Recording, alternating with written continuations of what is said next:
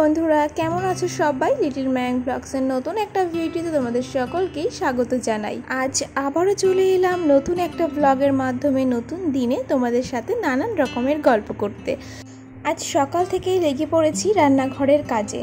তো সকালবেলা টিফিন রান্না করি, মানে তোমরা যারা আমার পুরনো ভিউয়ার্স আছে তারা তো জানোই, সবার প্রথম কাজ থাকে দিনের শুরুতেই আমার টিফিন রান্না করা। তো রান্নাবান্না সেরে মাইকের বাবা যখন অফিস বেরিয়ে গেল, তারপর ছেলেকে খাওয়ানো, ঘরের অন্যান্য কাজ সব করে তারপর লেগে পড়েছি সকাল সকাল আমার রান্নাঘর পরিষ্কার করার কাজে। তো অনেক দিন হলো এই টাইলসগুলো না খুব নোংরা হয়েছে, করা হয় নানান রকমের তেল মশলা ছিটে ছিটে টাইলসগুলোর গায়ে পড়ে। একইতেই সাদা টাইলস, তারপরে আবার রান্নার তেল মশলা পড়ে। তো এইসব তেল মশলা পড়ে কেমন হলুদ হলুদ কালো কালো ছোপ ছোপ দাগ হয়ে গেছিলো। এমনিতে রান্নার পর তো আমি প্রতিদিনই নিচের পাথরটা পরিষ্কার করে নিই, কিন্তু টাইলসের যতটুকু হাত যায় ততটুকু পরিষ্কার করি, তার উপরে তো সবসময় উঠে উঠে পরিষ্কার করা হয় না প্রতিদিন আর কি। তো সেই কারণে মাসে অন্তত একবার এরকমভাবে পরিষ্কার করে নেওয়ার চেষ্টা করি। তো বেশ কিছুদিন হলো আমি কিন্তু এই টাইলসগুলো পরিষ্কার করিনি। তো ভাবলাম যে আজকে হাতে সময় আছে, শাশুড়ি মা রান্না করছেন শ্বশুরমশাইয়ের খাবার, তো ভাবলাম যে এখন তো আমার রান্নাটা নেই, তাহলে আমি এখন টাইলসটা পরিষ্কার করে নিই। কারণ রান্নার তাড়াহুড়োর জন্য আর এই কাজগুলো করা হয় না, আর রান্নাবান্না সেরে যে পরিষ্কার করবো ততক্ষণে অনেকটা বেলা হয়ে যায়, আর বাবুর স্নান করানো খাওয়ানোও থাকে। সেই কারণে আর রান্না সারার পরে কাজটা করা হয় না। নাহলে কিন্তু প্রতিদিন রান্নার পর একটু করে মুছে নিলেই পরিষ্কার থাকে রান্নাঘরটা, তো হয় না আর কি। এই জন্য মাসে একটা দিন সময় বার করে এরকম পরিষ্কার করে নেওয়ার চেষ্টা করি।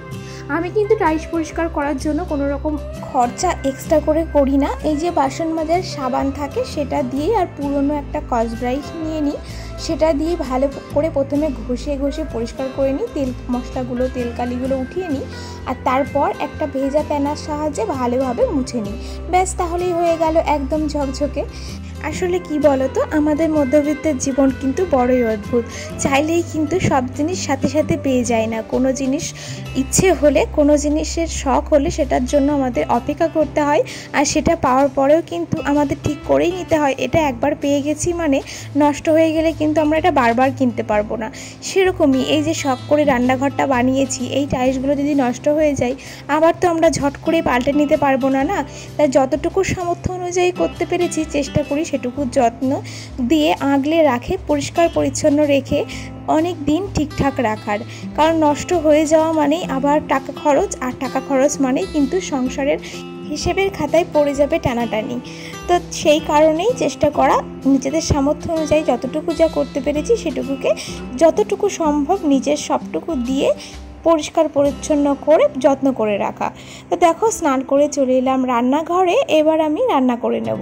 তো আজকে জিওল মাছ রান্না করব, আর করব চিকেন। যত দিন যাচ্ছে তত বয়স বাড়ছে, আর তার সাথে বাড়ছে শরীরে নানান রকমের রোগের উপদ্রব। আর ডাক্তারের কাছে গেলেই ডাক্তার বলবে কম তেল মশলা ইউজ করবা রান্নাতে, সব থেকে ভালো হয় যদি তেল ইউজ নাই করো। তো আজকে ভাবলাম চলো তেল ছাড়া আমি চিকেন রান্না করব। তেল ছাড়া চিকেন কিভাবে রান্না করলাম চলো তোমাদের সঙ্গে শেয়ার করি। আসলে নর্মালি চিকেন যেভাবে রান্না করতে হয় আমি সেভাবেই করেছি, এর মধ্যে আলাদা কিছু মিশাইনি, শুধু তেলটাকে বাদ দিয়েছি। মাংসটা ভালোভাবে প্রথমে ধুয়ে নিয়েছিলাম, এবার এর মধ্যে সব রকমের মশলা, মানে যা যা লাগে আর কি একটা মাংস রান্না করতে, যেমন ওই আদা বাটা, রসুন বাটা, পেঁয়াজ বাটা, কাঁচা লঙ্কা বাটা, তোমরা এক্ষেত্রে লাল লঙ্কা বাটাও দিতে পারো, কিন্তু আমার ঘরে আজকে ছিল না তাই কাঁচা লঙ্কা বাটা দিয়েছি। আর একটু কালারটা ভালো আনার জন্য লঙ্কার গুঁড়ো, লাল লঙ্কার গুঁড়ো দিয়ে দিচ্ছি। তারপরে দিয়ে দিয়েছিলাম লবণ, হলুদ। এবার এইগুলো দিয়ে সব ভালোভাবে মিশিয়ে নেব। আর যেহেতু আমি তেল ছাড়া রান্না করব তাই মশলাটা তো আগে কষাচ্ছি না, আর সেক্ষেত্রে টমেটোটাও আগে দেওয়া হবে না, তাই জন্য মশলার সাথেই আমি টমেটো কুচিটাও মিশিয়ে নিলাম। এবার কিন্তু আমি কাঁচা আলু মিশিয়ে নেব। আসলে আলু তো ভাজা যাবে না, মানে আমি যেহেতু তেল ছাড়া রান্না করব তাই আলুগুলো যদি তেল দিয়ে ভেজে নিই তাহলে তো সেটা তেল ছাড়া রান্না থাকলো না, তাই জন্য আমি কাঁচা আলুই মশলার সাথে মাখিয়ে রাখছি।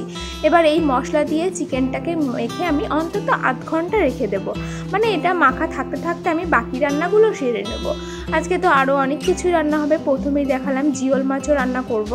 তো রান্না হতে থাকুক আর ওদিকে চিকেনটাও মশলা দিয়ে রেডি হতে থাকুক, ততক্ষণ আমি চলো চিয়া সিডসের শরবত খেয়ে নিই।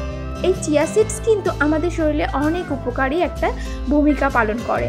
চিয়া সিডসের সম্পর্কে তোমরা জানতে চাইলে নেক্সট ভিডিওতে অবশ্যই তোমাদেরকে এর উপকারিতা সম্পর্কে জানাবো, কেন তোমরা চিয়া সিডস খাবে, কিভাবে খাবে সবটা। তো আমি কিভাবে চিয়া সিডসের শরবতটা বানিয়ে খাচ্ছি সেটাই আজকে তোমাদের সঙ্গে শেয়ার করলাম। দেখো চিয়া সিডস আমি 2 চামচ মতো নিয়ে ওই সকালবেলাতে ভিজিয়ে রেখেছিলাম, আর এখন বাজে ওই 11টার মতন। তো এখন আমি এটা খাবো, আর তার জন্য এই জলটার ভেতরে আমি দেখো একটা লেবুর 4 ভাগের 1 ভাগ দিয়ে ভালোভাবে চিপে দিয়ে দিলাম। এবার এর মধ্যে দিয়ে দিচ্ছি 1 চামচ মধু। তোমরা মধুটা অ্যাভয়েড করতে পারো যদি না পছন্দ করো। আমার কাছে খেতে যেন কেমন একটা লাগে, তাই ভালো লাগার জন্য একটু মধুও দিয়ে নিই।